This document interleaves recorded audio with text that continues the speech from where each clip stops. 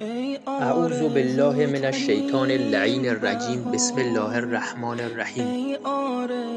آیا دوست دارید که هیچ فقیر و گرسنه و عریان و مقروض و ستم دیده و اسیر و بیماری در روی کره زمین نباشه و هیچ جنگ و ظلمی در جهان نباشه و هیچ گمراه و گمراه کننده و مستضعف و کافر و ناصبی در دنیا نباشه و ریشه فقر و تبعیض و ظلم و بیماری و فساد و انحراف و گناه از روی کره زمین برچیده بشه و بالاتر از همه اینها کره زمین تبدیل به بهشت بشه؟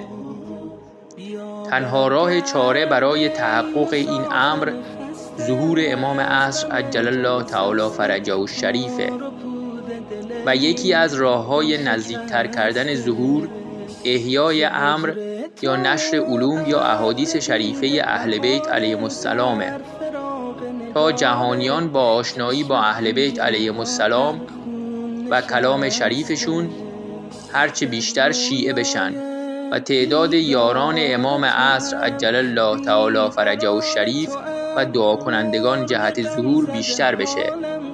حال چه کسی در این عصر بهتر و بیشتر و کاملتر از همه امر اهل بیت علیهم السلام رو احیا میکنه جز علامه الله یاری؟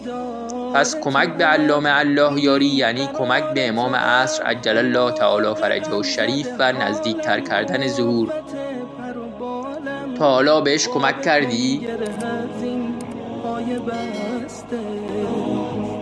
بر روزگار بی حبیب، بر روزگار بی حبیب، جانا تویی تنها طبیب، جانا تویی تنها طبیب.